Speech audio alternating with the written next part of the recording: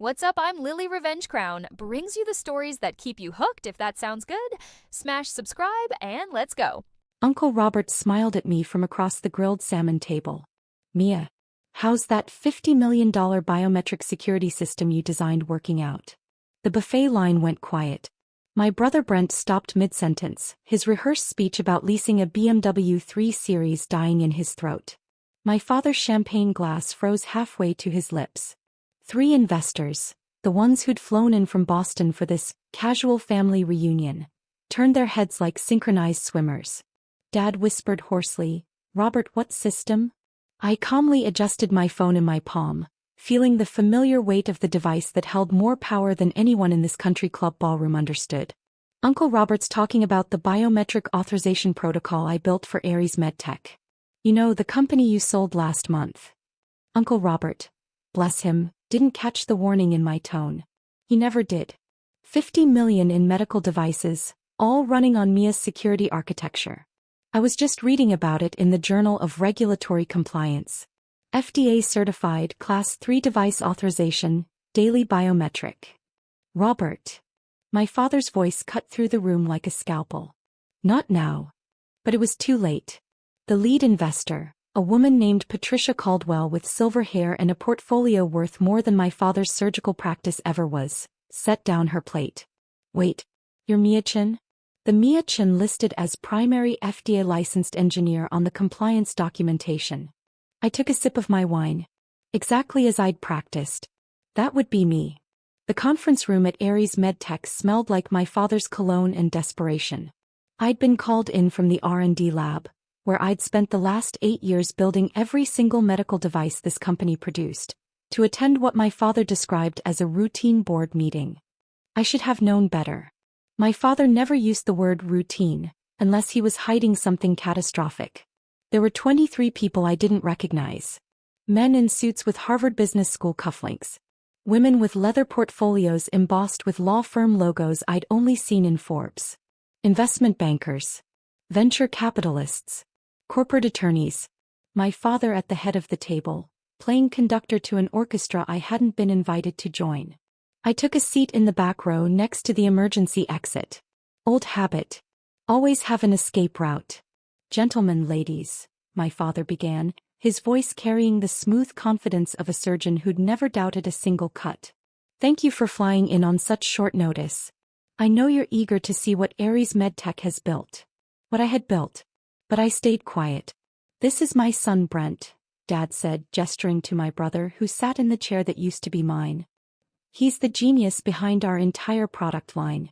Stanford graduate, summa cum laude in biomedical engineering. Brent had failed intro to programming. Twice. And this, my father continued, barely glancing at me, is Mia. She handles the mechanical work. Keeps the machines running, that sort of thing. A mechanical engineer. That's what I was reduced to. The woman who designed the biometric authorization protocols that made our devices FDA compliant, who held the only active license to supervise Class 3 medical device operations in the entire facility, who'd built the security architecture from the ground up. I was the mechanic. Patricia Caldwell, though I didn't know her name yet, asked the question that should have stopped everything. And your regulatory compliance team? Brent handles that too, my father said smoothly. Brilliant mind for the legal side. Brent nodded, confident as always.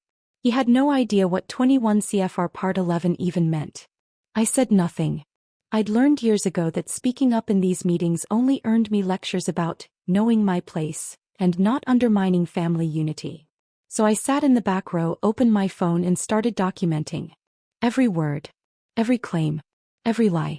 The deal closed at 4:47 p.m. $1.2 billion. My father shook hands with Boston investors while Brent posed for photos. No one looked at me. At 5 p.m. my phone buzzed. Biometric authorization required. Aries MedTech FDA compliance protocol. 50 devices awaiting daily supervisor approval. Authorize operations? I stared at the notification for 30 seconds. Then I pressed decline. I didn't sleep that night. Instead, I sat at my kitchen table with a spreadsheet and 10 years of bank statements, building a monument to every sacrifice I'd made for people who would never appreciate it. The kitchen was dark except for my laptop screen. Outside, rain hammered against the windows. Inside, I tallied up exactly what my family had cost me. Age 22, $18,000 for Brent's gambling debts after his first semester at Stanford. Dad called it protecting the family name. I was working 2 jobs to pay my own tuition at state school while Brent blew his allowance on poker games in Palo Alto. When his debt came due, Dad didn't ask, he just took the money from my savings account. "You'll understand when you're older," he said. I was older now. I still didn't understand. Age 24, $31,000 when Brent crashed his car into a telephone pole at 3 a.m. drunk. Dad paid the settlement to avoid a lawsuit. Told me, family takes care of family. I'd been accepted to MIT's graduate program that year. Full scholarship. I turned it down because someone needed to stay and keep the company running while Brent was recovering in rehab. Third time. Age 26, $45,000 for Brent's startup idea, a crypto trading app that never launched. Dad withdrew it from my college fund without asking. Without even telling me. I found out when I tried to pay for my FDA licensing certification and discovered the account had $127 left. Brent's app never made it past a landing page and a logo. Age 28, $67,000 when Brent was caught selling Adderall on campus. Dad hired lawyers. The best lawyers. Lawyers who cost more than I made in a year. I was working 80-hour weeks in the lab, building the devices that would eventually sell for $1.2 billion. Sleeping on a cot in my office. Eating vending machine dinners. Meanwhile, Brent got probation and a slap on the wrist. Age 29, the year I didn't ask for anything. The year Dad gave Brent a corner office anyway. Made him Vice President of Innovation. Brent had never innovated anything except new ways to disappoint people. Age 30, $89,000 for Brent's wedding to a woman he'd met 3 months earlier at a blackjack table in Vegas. The marriage lasted 6 weeks. Dad told me I was too focused on work to understand love. I'd been engaged once at 25. Called it off when my fiancé realized I'd never have time for him because I was always covering for my brother's disasters. Total financial cost, $250,000. $250,000 spent on my brother's mistakes while I worked for below-market salary, living in a studio apartment, driving a 2008 Honda Civic with 180,000 miles and a check engine light I couldn't afford to investigate. But the real costs weren't financial. The real costs were birthdays Dad missed because Brent needed bail money. Promotions I turned down because someone needs to keep the family together. Relationships that withered because I was always the one cleaning up someone else's mess. A decade of being told I was the reliable one, which was just code for the one we can ignore because she'll always be there. No. My father had sold my company, given my brother credit for my work, and pocketed $400 million in equity. The devices I built required daily biometric authorization from an FDA-licensed supervisor.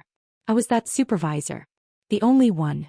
Without my thumbprint, every device in our facility would enter protective lockdown within 24 hours. Federal regulation. Non-negotiable. I wondered how long it would take them to notice. I didn't have to wonder long. 7:23 a.m. Dad called. I let it go to voicemail. 9:45 a.m. Brent called. Voicemail. 11:17 a.m. Dad again. Voicemail. 2:34 p.m. Unknown number. I answered. Miss Chin. A woman's voice, clipped and professional. This is Patricia Caldwell. We met briefly at yesterday's acquisition meeting. I remember. I'm calling because we've encountered a technical issue. Our devices are showing a compliance error. Something about biometric authorization. I sipped my coffee. 21 CFR Part 11. Electronic records require daily authorization from a licensed supervisor. Silence. Then, and that supervisor would be? Me. More silence. I could hear papers shuffling. The documentation lists you as the sole FDA-licensed regulatory engineer for the facility. That's correct. But your father indicated that your brother. My brother failed intro to programming twice. He's never held an FDA license. He can't authorize device operations any more than he can perform open heart surgery. Patricia's voice changed. Colder. Miss Chin, are you telling me we just paid $1.2 billion for a company whose entire operation depends on a single individual? An individual who was described to us as mechanical support staff? I'm telling you that medical devices don't run on lies, Ms. Caldwell. They run on federal compliance protocols. Protocols I designed. Protocols I supervise. Protocols that require my authorization every 24 hours or the system shuts down. Where's the authorization now? Declined. I hung up. Which brings me back to the country club, Uncle Robert's innocent question, and my father's face turning the color of undercooked salmon. Patricia Caldwell stood. The other investors followed. They weren't smiling anymore. Mr. Chin, Patricia said, her voice carrying across the silent ballroom. I need to speak with you. Privately. Now. Dad's hand trembled on his champagne glass. This is a family event, Patricia. Surely business can wait. Your family event just became a compliance crisis. We have 50 medical devices in protective shutdown. FDA regulations stipulate that operating Class 3 devices without license supervision is a federal felony. Do you understand what that means? My mother, who'd been silent until now, grabbed my arm. Mia, sweetheart, just authorize the devices. We can talk about this later. I removed her hand gently. No. No. Brent stood, his face flushed. You're going to destroy our family over your ego? My ego. I set down my wine glass. Very carefully. Very calmly. You stole credit for 8 years of my work. You convinced investors you built devices you can't even describe. You've never written a line of code in your life, Brent. You don't know the difference between biometric authorization and a bicycle lock. Uncle Robert, bless him, was still confused. But Edward, you said Brent was the lead engineer. He lied. Patricia pulled out her phone, scrolling through documents. I've been reviewing the compliance records for the past hour. Every patent, every FDA submission, every regulatory filing, they all list Mia Chin as primary engineer. Your son isn't even mentioned. Dad tried to salvage it. He always did. Mia does the paperwork. Brent handles the creative. Stop. Patricia's voice cut like glass. I've spent 20 years evaluating medical device companies. I know fraud when I see it. You misrepresented your workforce. You lied about regulatory compliance. And now you're operating 50 devices without FDA authorization. He turned to me. Miss Chin, we need to discuss terms. The law moves faster than people think when federal regulations are involved. Monday morning, 9 a.m., FDA inspector arrived at Aries MedTech. Found all 50 devices in protective lockdown. Red banners on every screen. Unauthorized operation. Licensed supervisor required. Monday afternoon, 2:30 p.m., compliance audit revealed that Brent Chin had never held an FDA license. Had never completed the required training. Had never been authorized to supervise medical device operations. Tuesday morning, FBI opened an investigation for wire fraud. 18 U.S.C. 1343. Misrepresentation in interstate commerce. Maximum penalty, 20 years. Wednesday, investors filed civil suit. $1.2 billion fraud claim. Demanded return of all funds plus damages. Thursday, my father's lawyer called me. 13 times. I answered on the 14th call. Mia, your father is willing to restore your position. Full equity. Whatever you want. Just authorize the devices. No. You're destroying your own company. My company was destroyed the moment he called me a mechanic in front of 20 investors. I'm just making sure everyone knows it. Friday, 3:45 p.m. Federal marshals arrested my father at his surgical practice. Cameras caught everything. His hands in cuffs. His face pale. His practice confidence finally completely gone. Brent was arrested an hour later at a casino in Atlantic City. He'd taken a $200,000 advance against his equity and lost most of it on blackjack. Patricia Caldwell called me the following Monday. The investors want to make this right. Right how? We're offering you $50 million for the biometric authorization system. Full intellectual property transfer. You keep the patents, we license them. Ongoing royalties at 15%. I did the math in my head. 15% of $1.2 billion. And my father? Facing federal charges. Wire fraud, securities fraud, FDA violations. His lawyers estimate 8 to 12 years. Brent's looking at 5 for his role in the misrepresentation. And the company? Dissolved. Assets seized. The devices will be sold to a competitor who actually employs licensed engineers. I thought about my father's face at the family reunion. The panic. The desperation. The moment he realized that the daughter he'd dismissed as the mechanic held every card. "I'll need something in writing," I said. "Already drafted. Your lawyer should have it within the hour." Uncle Robert called to apologize. "I didn't mean to cause trouble at the reunion, Mia." "You didn't cause trouble, Uncle Robert. You just asked a question.